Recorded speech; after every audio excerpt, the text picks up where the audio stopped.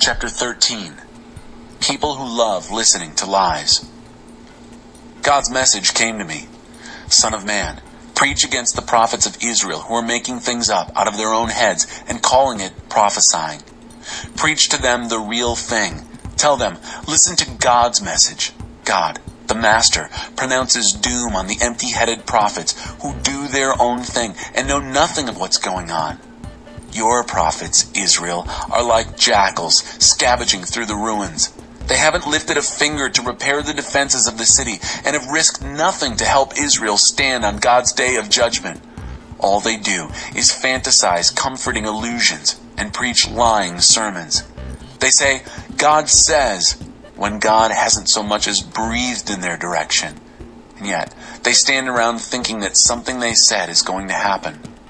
Haven't you fantasized sheer nonsense? Aren't your sermons tissues of lies, saying God says when I've done nothing of the kind? Therefore, and this is the message of God, the Master, remember, I am dead set against prophets who substitute illusions for visions and use sermons to tell lies. I'm going to ban them from the council of my people, remove them from membership in Israel, and outlaw them from the land of Israel. Then you'll realize that I am God, the Master. The fact is that they've lied to my people. They've said, no problem, everything's just fine, when things are not at all fine. When people build a wall, they're right behind them, slapping on whitewash. Tell those who are slapping on the whitewash. When a torrent of rain comes, and the hailstones crash down, and the hurricane sweeps in, and the wall collapses, what's the good of the whitewash that you slapped on so liberally, making it look so good? And that's exactly what will happen. I, God, the Master, say so. I'll let the hurricane of my wrath loose, a torrent of my hailstone anger. I'll make that wall you've slapped with whitewash collapse. I'll level it to the ground so that only the foundation stones will be left. And in the ruin, you'll all die. You'll realize then that I am God. I'll dump my wrath on that wall, all of it, and on those who plastered it with whitewash. I will say to them, there is no wall, and those who did such a good job of whitewashing it wasted their time. Those prophets of Israel who preached to Jerusalem and announced all their visions, telling us things were just fine when they weren't at all fine. Decree of God, the Master. And the women prophets, son of man, take your stand against the women prophets who make up stuff out of their own minds. Oppose them. Say doom to the women who sew magic bracelets and headscarves to suit every taste, devices to trap souls. Say, will you kill the souls of my people, use living souls to make yourselves rich and popular? You have profaned me among my people just to get ahead yourselves, used me to make yourselves look good, killing souls who should never have died and coddling souls who shouldn't live. You've lied to people who love listening to lies. Therefore, God says, I am against all the devices and techniques you use to hunt down souls. I'll rip them out of your hands. I'll free the souls you're trying to catch. I'll rip your magic bracelets and scarves to shreds and deliver my people from your influence, so they'll no longer be victimized by you. That's how you'll come to realize that I am God. Because you've confounded and confused good people, unsuspecting and innocent people with your lies, and because you've made it easy for others to persist in evil so that it wouldn't even dawn on them to turn to me so I could save them, as of now, you're finished. No more delusion mongering from you, no more sermonic lies. I'm going to rescue my people from your clutches, and you'll realize that I am God. Chapter 14. Idols in their hearts. Some of the leaders of Israel approached me and sat down with me. God's message came to me. Son of man, these people have installed idols in their hearts. They have embraced the wickedness that will ruin them. Why should I even bother with their prayers? Therefore, tell them, the message of God, the Master.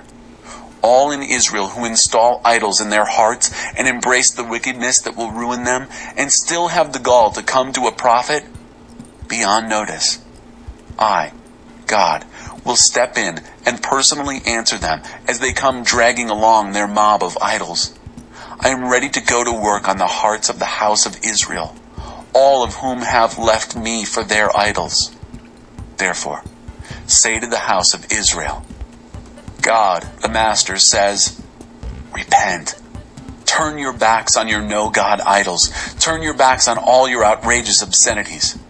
To every last person from the house of Israel, including any of the resident aliens who live in Israel, all who turn their backs on me and embrace idols, who install the wickedness that will ruin them at the center of their lives, and then have the gall to go to the prophet to ask me questions, I, God, will step in and give the answer myself.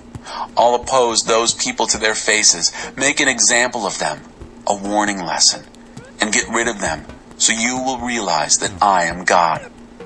If a prophet is deceived and tells these idolaters the lies they want to hear, I, God, get blamed for those lies. He won't get by with it. I'll grab him by the scruff of the neck and get him out of there. They'll be equally guilty, the prophet and the one who goes to the prophet, so that the house of Israel will never again wander off my paths and make themselves filthy in their rebellions, but will rather be my people, just as I am their God. Decree of God, the Master. God's message came to me. Son of man, when a country sins against me by living faithlessly, and I reach out and destroy its food supply by bringing on a famine, wiping out humans and animals alike, even if Noah, Daniel, and Job, the big three, were alive at the time, it wouldn't do the population any good. Their righteousness would only save their own lives. Decree of God, the Master.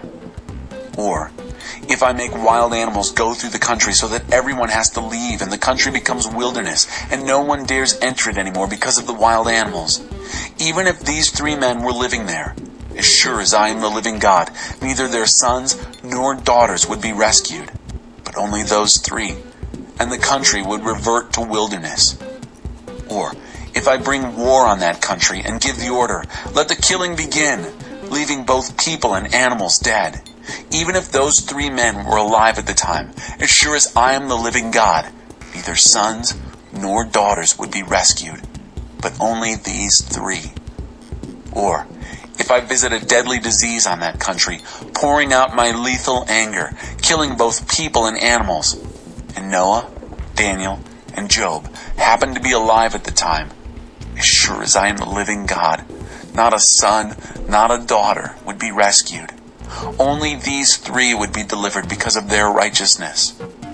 Now then, that's the picture, says God the Master. Once I've sent my 4 catastrophic judgments on Jerusalem, war, famine, wild animals, disease, to kill off people and animals alike. But look, believe it or not, there'll be survivors. Some of their sons and daughters will be brought out. When they come out to you and their salvation is right in your face, you'll see for yourself the life they've been saved from. You'll know that this severe judgment I brought on Jerusalem was worth it, that it had to be. Yes, when you see in detail the kind of lives they've been living, you'll feel much better. You'll see the reason behind all that I've done in Jerusalem. Decree of God, the Master. Chapter 15. Used as fuel for the fire. God's message came to me. Son of man, how would you compare the wood of a vine with the branches of any tree you'd find in the forest? Is vine wood ever used to make anything? Is it used to make pegs to hang things from? I don't think so. At best, it's good for fuel. Look at it, a flimsy piece of vine, thrown in the fire and then rescued, the ends burned off and the middle charred. Now is it good for anything? Hardly. When it was whole, it wasn't good for anything. Half burned is no improvement. What's it good for? So here's the message of God, the Master. Like the wood of the vine, I selected from among the trees of the forest and used as fuel for the fire. Just so I'll treat those who live in Jerusalem. I am dead set against them. Even though at one time they got out of the fire charred, the fire is going to burn them up. When I take my stand against them, you'll realize that I am God. I'll turn this country into a wilderness because they've been faithless. Decree of God, the Master.